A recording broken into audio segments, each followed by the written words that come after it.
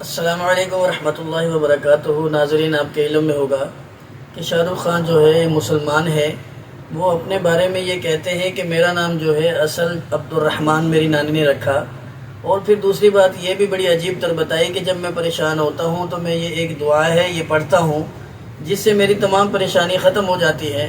और वो दुआ क्या है वो शाहरुख की ज़ुबानी सुनेंगे और डॉक्टर जाकिर नाइक इस बारे में क्या कहते हैं वो भी हम सुनेंगे। चलिए वीडियो शुरू करते हैं। आप किसी अब्दुल रहमान नाम के इंसान को जानते हैं? मैं जानता किसी को नहीं हूँ, लेकिन मेरी जो नानी थी हम उन्हें पिशी बोलते थे और उन्होंने मेरा नाम बचपन में अब्दुल रहमान रखा था। आपको इस मेरे सवाल से हैरानी हुई? हाँ, मुझे काफ़ी हैरानी हुई क्योंकि ये बहुत कम आपका लोग। असली नाम आपकी नानी ने अब्दुल रहमान रखा था? हाँ, मतलब कहीं रजिस्टर नहीं हुआ, लेकिन वो चाहती थी कि मेरा नाम अब्दुल रहमान रहे। और मुझे अजीब सा लगा। अभी आप सोचो, Baazigar starring Abdul Rahman in and as, वो जमता नहीं होता। तो Shahrukh Khan in and as Baazigar better sound करता है। अच्छा।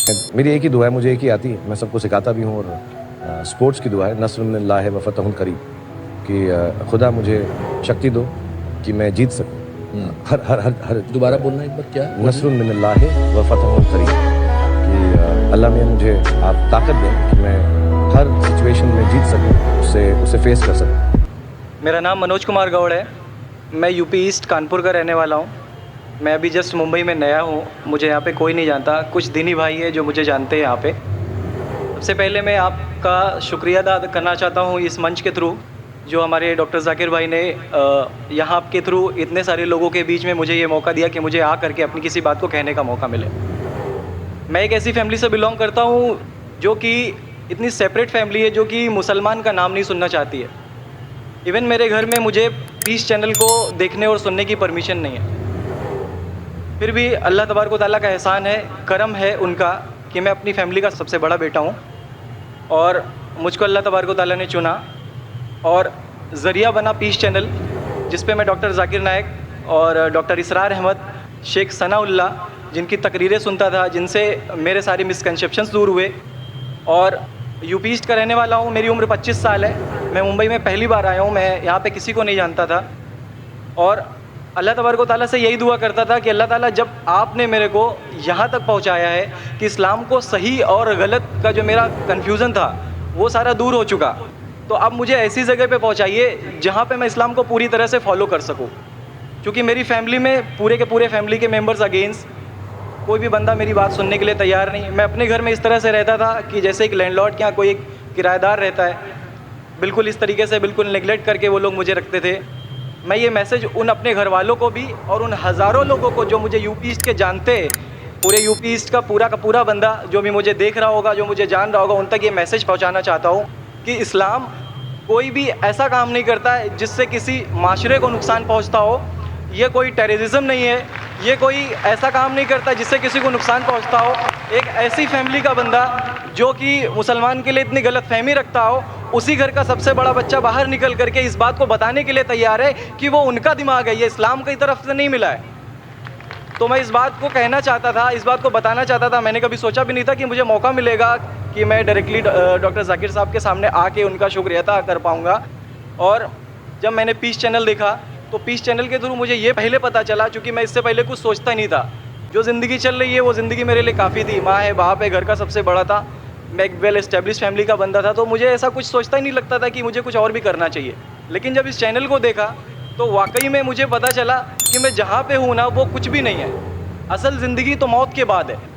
क्योंकि मेरी ज़िंदगी जो है ना वो सिर्फ यही सोचती है कि मैं जो कुछ भी सोच रहा हूँ मेरी ज़िंदगी के दायरे में है, लेकिन असल ज़िंदगी जो शुरुआत होती है वो मौत के बाद। और मेरा हिंदू रिलीजन मुझे ये सिखाता है कि मौत के बाद न जाने कितने सारे जन्म हैं।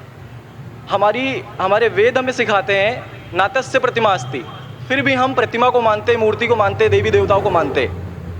हमारा वेद हमें बताता है एकम ब्रह्मम द्वितीयो नास्ति, यानी कि भगवान एक है, दूसरा नहीं है, नहीं है ही नहीं। उसके बाद भी हम 36 करोड़ देवताओं को मानते। तो हम अपने वेद को क्यों नहीं पढ़ते, हम अपने वेद को क्यों नहीं देखते कि हमारा वेद हमें क्या सिखाना चाहता है। हिंदुज़म हमें ये बताता है कि हमारे भगवान इस पूरी दुनिया को चलाने वाले इस ज़मीन पर आए, इस ज़मीन पर वो खुद आए।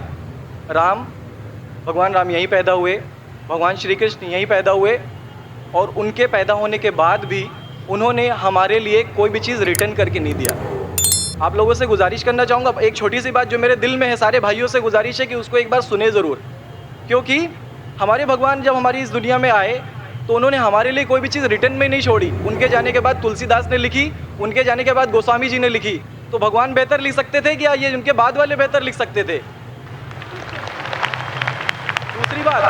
दूसरी बात, इस पूरे वर्ल्ड में ए से लेके जेड तक की कंट्री है। ए से अमेरिका भी होता है, ए से ऑस्ट्रेलिया भी होता है।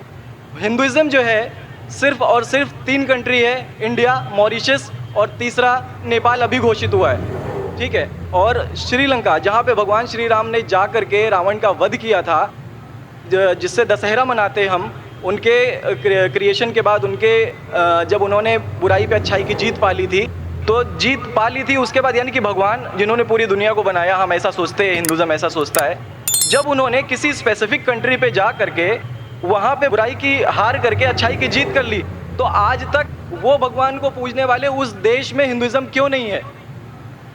तो ये सारी चीज़ें, ये इस्लाम जो हमें सिखाता है, इस्लाम का जो मैसेज है, वो सारी चीज़ें हमें ये सिखाती है कि हम मिसकंसेप्शन पे ना जाए, हम देखा देखी पे ना जाए। अगर कोई मुसलमान गलत करता है तो हम ये नहीं सोचे कि वो इस्लाम है, वो मुसलमान गलत हो सकता है लेकिन इस्लाम गलत नहीं हो सकता। तो इसलिए मेरा पूरा का पूरा मैं मुकम्मल हूँ अल्हम्दुलिल्लाह, और अपनी ज़िंदगी में इस खुशी को महसूस करते हुए, ये खुशी आप सारे भाइयों से बांटते हुए, सारी बहनों से बांटते हुए, सारी माओं से बांटते हुए, आप सभी के सामने ये इकरार करता हूँ कि अल्लाह के सिवा कोई माबूद नहीं है। ये मेरी फैमिली वाले या मेरे यूपी वाले या जितने भी लोग देख रहे हो, मैं इस बात को कबूल करता हूँ कि मैं इस्लाम में हूँ। माशाल्लाह, मैं आपका शुक्रगुजार हूँ। आपने पीस टीवी का पैगाम जो नटशेल में दिया, लगता है कि माशाल्लाह इतनी बार देखिए कि आपके जहन में उतर गया और आप उसको मेमोराइज कर चुके।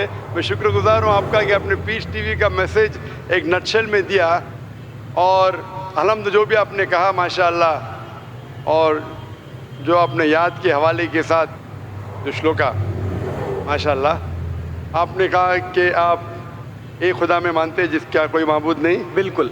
आप मानते हैं कि मोहम्मद सल्लल्लाहु अलैहि वसल्लम आखिरी पैगंबर है? कोई शक नहीं। आप इस्लाम कबूल करना चाहते हैं? मेरे बिल्कुल। माशाल्लाह। आप पे कोई ज़बरदस्ती कर रहा है? कोई ज़बरदस्ती नहीं है, कोई कंफ्यूजन नहीं है, वेल सेटिस्फैक्शन है, विदाउट एनी प्रेशर। बिल्कुल, माशाल्लाह।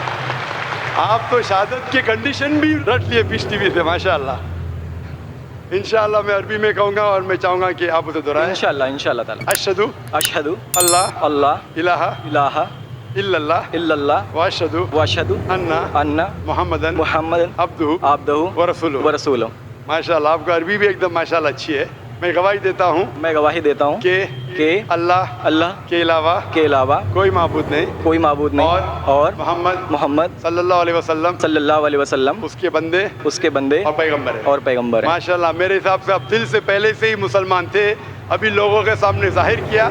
और आप जो कहना चाहते थे, यूपी में कई लोग आपको जानते, ये लाइव टेलीकास्ट है पूरे दुनिया में, और हमारी व्यूअरशिप तकरीबन 10 करोड़ है, 100 million. It is the largest watched spiritual channel, religious channel in the world. अल्हम्दुलिल्लाह, स्टैटिस्टिक्स के हिसाब से सबसे ज़्यादा देखे जाने वाला मजहबी चैनल क्रिश्चियन चैनल से भी ज़्यादा और दिगर इस्लामिक चैनल से भी ज़्यादा पीस टीवी अल्हम्दुलिल्लाह। और इस देश में भी करोड़ों लोग देखते हैं, और जाहिर है कि कई यूपी वाले भी देखते होंगे। जी। आपने शायद सिर्फ यहाँ लाखों लोग के सामने नहीं दिया, आज का मजमा माशाल्लाह जी, अल्लाह जानता है कितने लोग हैं, लेकिन लाखों की तादाद है, एक सैलाब है। इनके अलावा करोड़ों लोग पीस टीवी पे देखते, उनने भी आपकी शहादत को सुना, आपके शॉर्ट मैसेज को सुना। मैं इसके लिए शुक्रगुजार हूँ। अल्लाह सुब्हानहू व तआला से दुआ करता हूँ कि आपको इस दुनिया में बेहतरीन ज़िंदगी दे, लेकिन आखिरत में और बेहतरीन ज़िंदगी दे। और आप जानते हैं कि आपने दुनिया के ऐशो आराम को ठुकराया, क्योंकि आप जानते हैं कि आखिरत की ज़िंदगी इस दुनिया से बेहतर है। फिर भी अल्लाह ताला फरमाते हैं कि दुआ करो कि इस ज़िंदगी में भी, सूरह बकरा सूरह नंबर 2 आयत नंबर 201 में, रब्बना आतीना फिद दुनिया हसनतों व फिल आखिरत हसनतों क़िना अज़ाबिन्नार। मैं दुआ करता अल्लाह ताला से कि आपको इस ज़िंदगी और आखिरत में भी सबसे बेहतरीन ज़िंदगी दे, और आपको जहन्नम से बचाए और आपको जन्नत में डाले। आमीन आमीन सुम्मा आमीन। जज़ाकल्लाह शुक्र। जी, मेरे कुछ दोस्त कुछ भाई है जो मेरा नाम मुस्तफ़ा के लिए बोल सकते, तो ये नाम कंटिन्यू कर सकते। मुस्तफ़ा माशाल्लाह बहुत अच्छा नाम। भाई साहब चाहते हैं कि मुस्तफ़ा अच्छा नाम है, बिल्कुल अच्छा नाम है जी। मुस्तफ़ा माशाल्लाह बहुत अच्छा नाम है।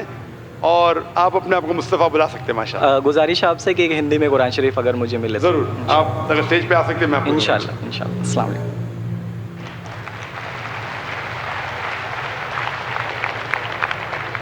गाइस, उम्मीद है कि आपको वीडियो पसंद आई होगी। अगर वीडियो पसंद आई हो तो हमारे चैनल को सब्सक्राइब कर दीजिएगा। इस वीडियो को लाइक और शेयर ज़रूर कीजिएगा।